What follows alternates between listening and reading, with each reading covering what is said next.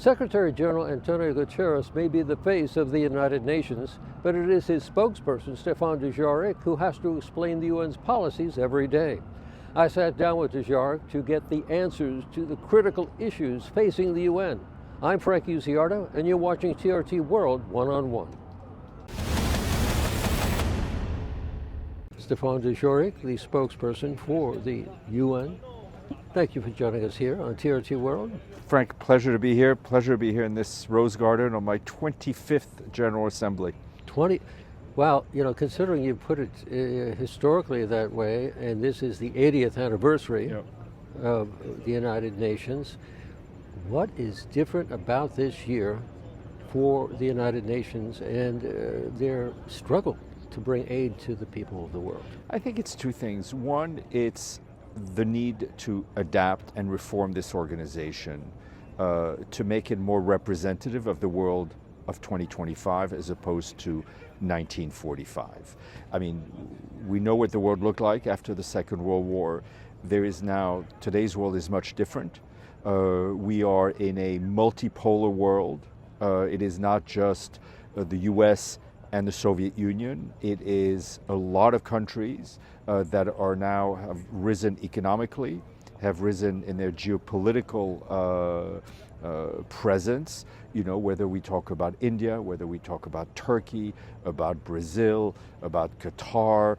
There are a lot of countries that have a much greater voice and a weight than in 1945, but they don't always feel they're represented in the way they should be. So that's one.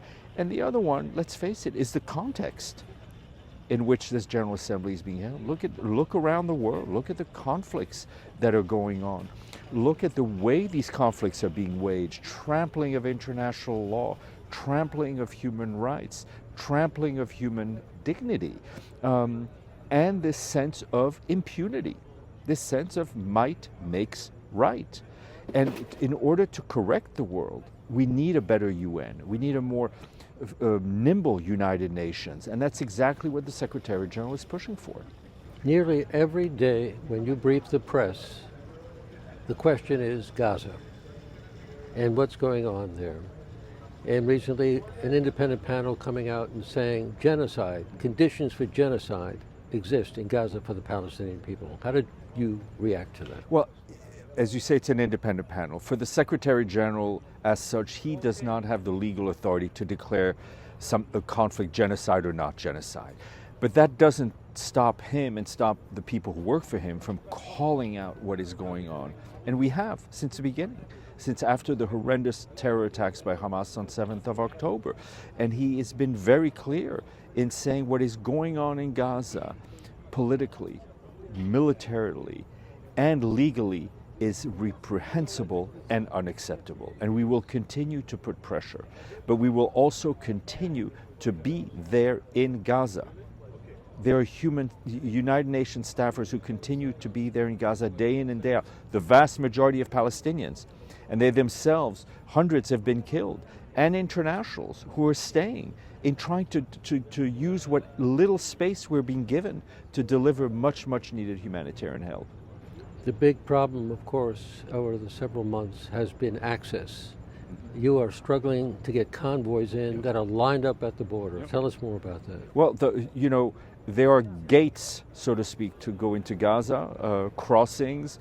There are a number of them. We do not have the key to them. The Israeli authorities have the key to them, and they are making things very, very difficult for us to bring aid in. And the little aid that is being brought in, we're having problems delivering it to our warehouses because there's a lot of looting, right? And some of the looting is what I would refer to as self-distribution, because people don't know where their next meal is coming from. So if they see a truck with food on it, they're going to take it. And unfortunately, there's also a criminal element where some of our trucks have been looted at the barrel of the gun. Well, you know, talking about distribution, the U.S. has tried to insert the Gaza Humanitarian Foundation as a mechanism for getting more aid in. Tell us why that doesn't work with the way the UN works. Well, it doesn't work for us because the way they're doing it is not humanitarian distribution. It's militarized food handouts, right? We have seen a large number of people being killed just trying to get food. They are forcing people to walk miles and miles to get food. That's not the way we operate. We operate never in a militarized context. Our protection comes from the community. We operate on a basis of impartiality. But most importantly, we operate by bringing food and help to the people as opposed to forcing them to move and to walk in very, very dangerous areas. So we're not against another organization distributing humanitarian aid. On the contrary, what we keep saying is that there's enough work for everybody and we can't meet the demand. What we're saying is we're not going to work with an organization that operates in a way that is antithetical to the basic humanitarian principles under which we've always operated and have been accepted worldwide. Talking about getting aid in and working with other aid organizations and NGOs, how has the host country foreign aid cutbacks affected the UN? They've affected the UN, but what they've done is they've had a huge negative impact on the world's most vulnerable, whether it's the fight against AIDS, whether it's food distribution, all across the board. But let's face it, I mean, the US, of course, had the most impact because they were the most generous, right? And we relied on them for a lot of our funding. But other major donors have also cut back in the wake of the US cutback. So it's not, the US is the greatest in volume, but they are not alone, sadly. But they kind of set the example, or is it basically that the other nations are finding it financially difficult to support the institution? You know, there are choices. We understand that every political leader has to make choices, but we feel that a lot of the humanitarian development aid is being rerouted towards military aid, right, for wars.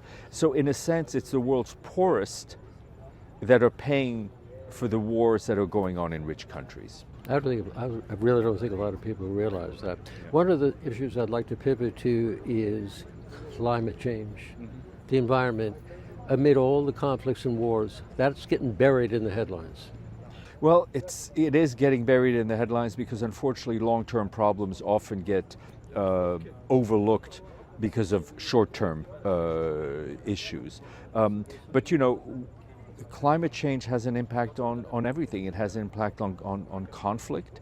It has an impact on people's lives, and it doesn't discriminate between rich and poor, north and south, east and west. Every country is being impacted. I mean, you see the violence of the storms that we've seen in the US. We've seen these heat waves and floods in Europe. We're seeing this immense flooding in Africa and in Sudan, which is killing people, and on top of that, adding to the risk of cholera and other waterborne diseases. The Secretary General will host a climate meeting this week. He's looking for commitments for these national goals to keep the dream of keeping the temperature rise to under 1.5 degrees. What is it going to mean for the United Nations to host, even in the sidelines, this Palestinian two-state conference? Well, let's be honest, right? Because we understand what the reality is on the ground. We just spoke about it.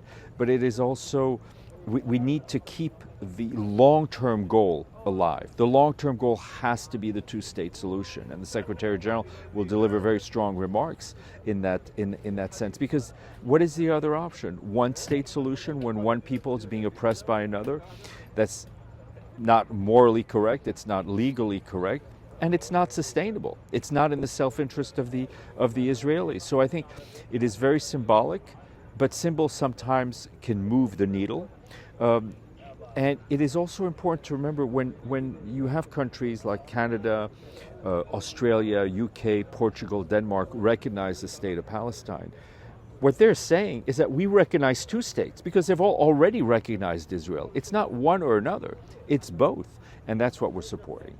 Well, part of the reality check here is that the Secretary General, during his press conference, admitted that he didn't think that Mr. Netanyahu was interested in negotiations. Well, if my boss said it, I'm going to agree with him. And that's, I think it's just the state of the facts that we're seeing. I mean, we saw the attack on Doha, right? The place where people were mediating. Now, let's go over to Ukraine. That's another war that it seems also based on some of the comments that the Secretary General has been making, that is, we have Russia being intractable, and it doesn't seem like they're interested in negotiating a peace at all. That's correct, and I think we're seeing the conflict endure. The Secretary General's stand has been very clear from the beginnings that he wants to see an end to this conflict, which was triggered by the most recent invasion of Ukraine by the Russian Federation. We've had hopes of mediation, right? We've had hopes where side deals, in a sense, and I say that in quotes, were agreed upon, notably the grain initiative, which, as you know, was hosted by Turkey in Istanbul, and it provided an immense relief to the global food market at the start of the conflict. It was the only place, while this was going on, it was the only place in this conflict where Russian military officials and Ukrainian military officials were sitting in the same room. So we know it's doable, and we hope that there will be an end to this conflict with full respect of international law and in full respect of the territorial integrity of Ukraine. Turkey also has hosted a massive amount of refugees from Syria. Yep. And now that has gone through a watershed moment, a lot of them are going to try to return home. How is the UN aiding in that? Well, we are always ready to assist refugees who want to return home if it's voluntary and if it's done in a dignified manner. And we know that Turkey has been immensely generous throughout the years in hosting. And you have, the issue of refugees and migrants is one that grabs a lot of headlines in the north, in the so-called west. But when you look at the countries that are doing the most and showing the most generosity, what are those countries? It is Turkey, it is Bangladesh with hosting the Rohingya refugees, it is Kenya with hosting Somali and other refugees. The show of solidarity is really much more seen in the global south. As far as Sudan, that is a topic where, again, nearly every day in your briefing to the press, you're talking about some of the most incredible events that are taking place in human disasters and catastrophes there.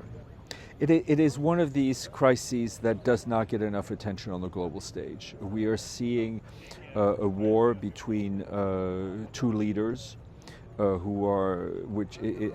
the people who are paying the price are their own people.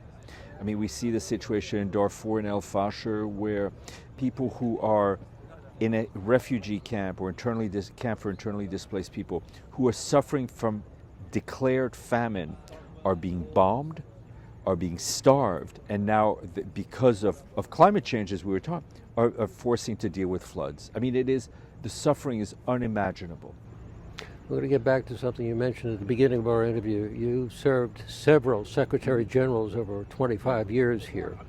What have you learned, and what's your human takeaway today for that? Dialogue is the only way forward.